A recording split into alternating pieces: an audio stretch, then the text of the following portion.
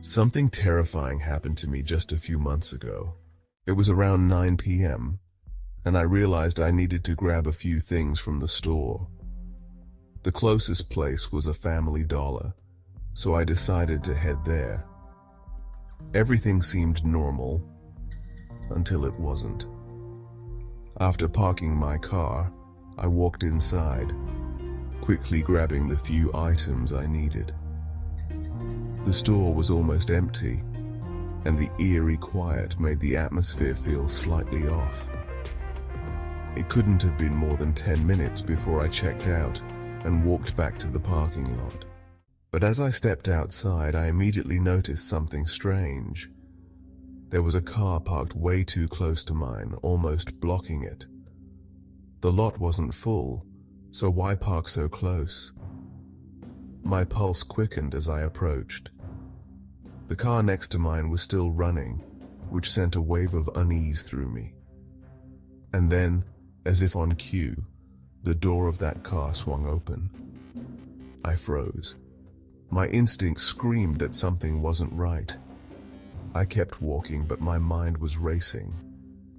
When I reached my driver's side door, a man was already standing there, waiting. He faced me and without hesitation demanded, "Give me your keys." My stomach dropped. This wasn't just a robbery. It felt like something far worse. His hands were empty, but I couldn't shake the feeling that this was a life or death situation. Why? I stammered, trying to stall, my heartbeat thudding in my ears. His answer was cold. "Just give them to me." Something in me snapped. I didn't think. I just ran. Sprinting away from him, I knew it was dangerous, but I didn't care. I bolted past the front of the store, veering around to the back. I heard his footsteps chasing me, but I didn't dare look back. Fear was the only thing keeping me going. There was a neighborhood behind the store, and I dashed through yards, ducking behind fences and bushes. I could still hear him chasing me, his heavy footsteps pounding behind mine. My legs burned, my lungs ached, but I couldn't stop. Then suddenly everything went silent. No footsteps, no rustling, nothing. I slowed down, my breath coming in ragged gasps as I crouched behind a large bush in someone's backyard. Was he gone? My heart still raced, but I didn't see or hear him anymore. Hiding there, I shakily pulled out my phone and called 911. I explained the situation in a whisper, too scared to make any noise. The dispatcher told me to stay put until the police arrived. I waited, every sound making me flinch, until I saw flashing lights in the distance. Only then did I step out from my hiding spot. By the time I returned to the store with the officers, the man and his car were gone, vanished into the night. I'm just thankful I ran when I did. I haven't set foot in that store since.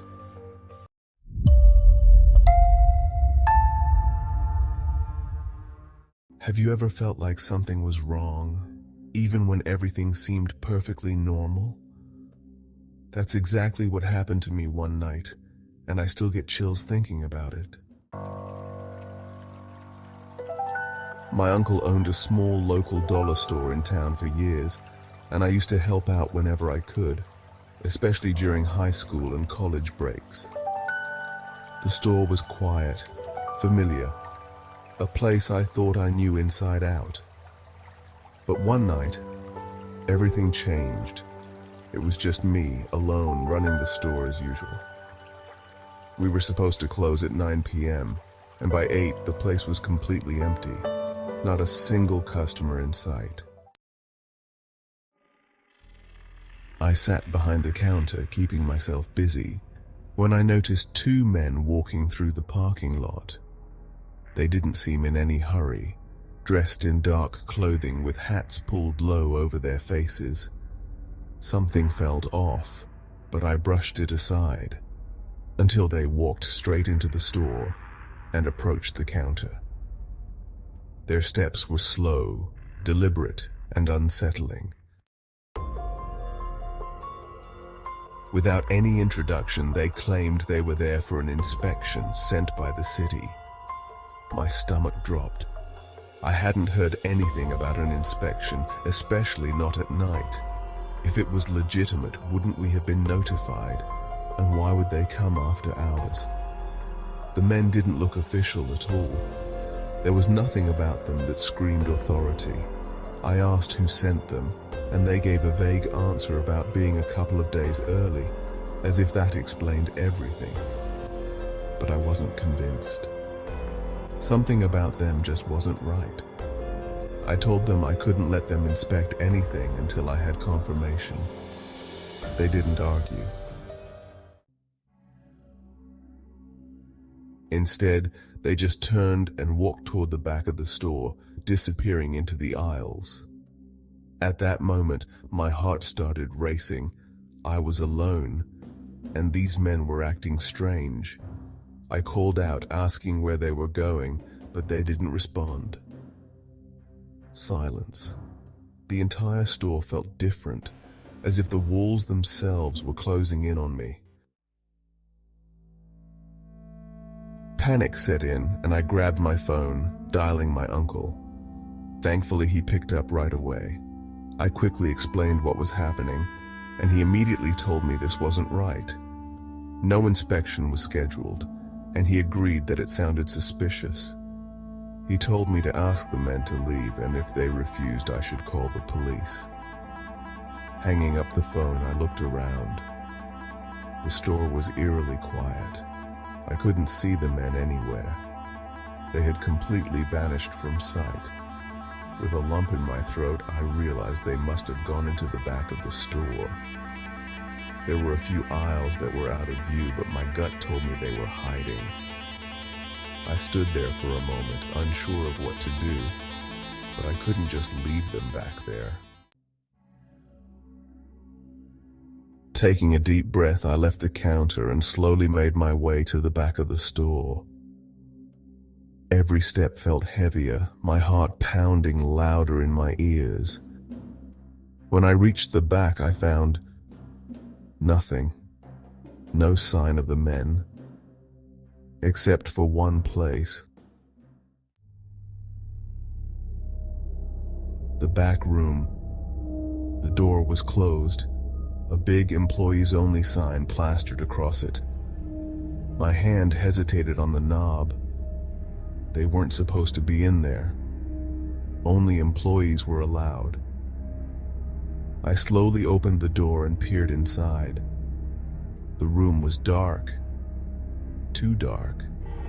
I couldn't see anyone, but the oppressive silence filled the space. Something told me they were in there, hiding, watching. I called out, my voice shaky. "Is anyone back here?" No response. Just that heavy, suffocating quiet. For a split second, I thought about going in, about checking every corner, but my instincts screamed at me to stop. Whatever was waiting for me in that darkness, I didn't want to find out. I backed away, closed the door, and hurried back to the front of the store. Finally, the police arrived. They searched the store, went into the back room and checked every inch. But the men were gone. There was only one way they could have escaped. Through the back exit, leading into a dark alleyway. When I followed the officers into the back room, I noticed the mess. Boxes were overturned, and some of our inventory was missing. They hadn't come for an inspection, they came to steal. But it wasn't the stolen items that haunted me. It was the thought of how close I had come to confronting them alone in that dark, cramped room. I still shudder when I think about what could have happened. If I had gone in, if I had been braver or more foolish, who knows what I would have found in that darkness. All I know is, I'm glad I didn't go looking, and to this day, The memory of those men lurking in the shadows of that small dollar store sends a chill down my spine.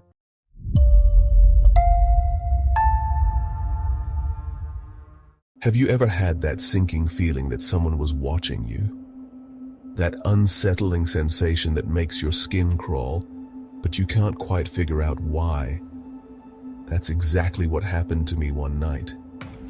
A night that still haunts me to this day. It was a regular evening, or at least that's how it started. I had a couple of errands to run, and one of my stops was at Dollar Tree. If you don't know, it's a store where everything is just $1 simple, affordable, and usually pretty uneventful. But that night it became the setting for one of the strangest, most nerve-wracking experiences of my life. I had already visited one store before arriving at Dollar Tree, and by then, the sun had set. The parking lot was dimly lit, giving the area an eerie, almost deserted feel. I grabbed a basket and began wandering through the aisles, casually picking up a few things. Everything seemed normal, at first. As I reached one of the middle aisles in the back of the store, I noticed something, or rather, someone. A man stood at the far end of the aisle, facing me. But he wasn't shopping. He wasn't doing anything, except staring. His gaze locked on me, and for a second my heart skipped. I had no idea who he was. His expression was blank, his eyes fixated. Maybe he thought he recognized me, or maybe he was just one of those people who stare without thinking. Whatever it was, it felt wrong.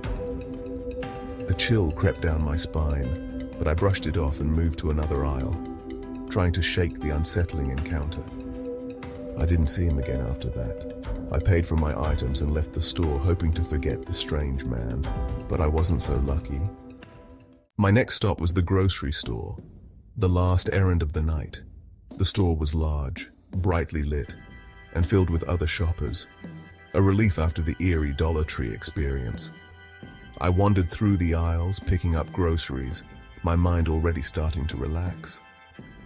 But then, as I turned into yet another aisle, I saw him, the same man, standing at the end of the aisle. His posture was exactly the same, as if he hadn't moved at all since I last saw him. He just stood there, staring. My heart pounded in my chest. What were the odds? Was it really just a coincidence? I wasn't sure. But the feeling of dread that washed over me was too strong to ignore. I turned around and quickly left the aisle, trying to put as much distance between us as possible. For the next 5 minutes, I hurried through the store, grabbing the last of my items. I didn't see him again, and part of me wondered if I was just being paranoid. But the unease gnawed at me, making it impossible to focus on anything else. Finally, I checked out and made my way back to the parking lot.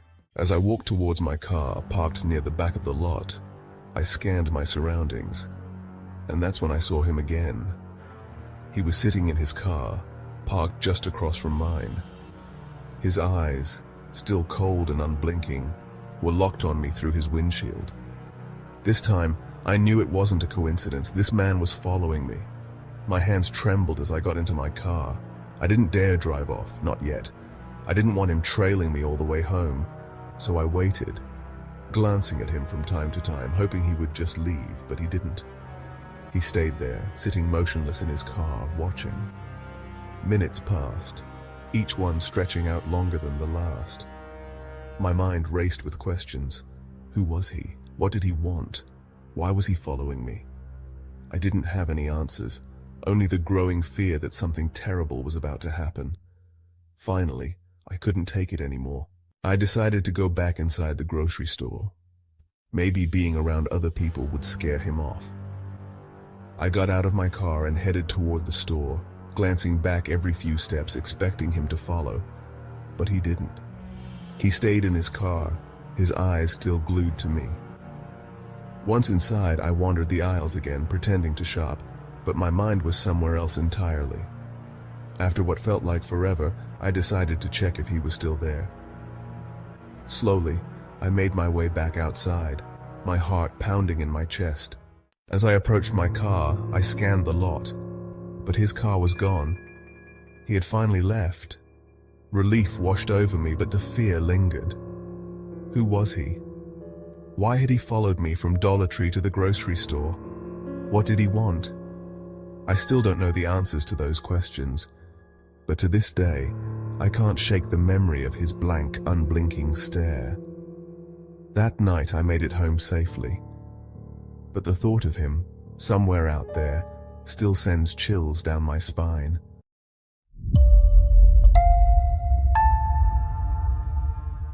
It was a sunny Saturday morning and I had plans for a relaxing weekend. I decided to walk to the local dollar store just a few blocks away to stock up on snacks. The weather was perfect, the kind that makes everything feel right.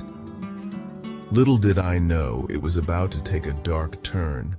After a quick 10-minute stroll, I entered the store, greeted by the familiar smell of cheap snacks and cleaning supplies. It was quiet, just a few other shoppers milling about. I wandered the aisles, tossing treats into my basket, when suddenly a woman approached me. She looked like she knew me, but I had never seen her before. "Excuse me," she said, her voice unnervingly calm. "Do you have an extra room? I really need a place to stay." I was taken aback. "No, I don't," I replied, confusion swirling in my mind. "Why are you asking me this?" "I just moved to town," she said, her eyes darting around nervously. "My apartment won't be ready for 2 more days." I suggested a hotel, but she shook her head, saying she didn't want to spend the money. It was strange. This woman didn't look homeless or desperate. She seemed out of place, asking random people for help. I felt a chill creep down my spine. "I'm sorry, but I really can't help you," I said, and she seemed disappointed as she walked away. Just then, a loud knock echoed through the silence. Who could it be? I walked cautiously to the door and peered through the peephole. My heart dropped. It was her, the same woman from the dollar store. A sense of dread washed over me. Had she followed me home? I froze, my hand hovering over the doorknob. She knocked again, this time harder. "I know you're in there! Open up!" Panic surged within me. I didn't want to engage with her, so I remained silent. The knocking escalated into frantic pounding, lasting for what felt like an eternity. She even tried the doorknob, but it was locked tight. Finally, the noise stopped, and I let out a breath I didn't know I was holding. But the relief was short-lived. I heard her footsteps moving to the back of the house. My heart raced. Was she trying to get in? A few moments later, I heard knocking at the back door. I stayed quiet, terrified of what she might do next. After a while, the knocking ceased, but I could still feel her presence outside. I was on edge, unsure of her intentions. Feeling cornered, I made the decision to call the police. When they arrived, the woman was still there, insisting that she lived in my house and that I had kicked her out. I felt a wave of disbelief. How could she think that? The officers quickly assessed the situation. I showed them proof that I lived alone. They talked to her, finally convincing her to leave me alone. As she walked away, I felt a mix of relief and confusion. What had just happened? I was shaken. That woman's behavior was bizarre, and I couldn't shake the feeling that something was very wrong with her. Why had she chosen me? It was a day I would never forget. A perfect morning that turned into a nightmare, reminding me that danger can lurk in the most ordinary places.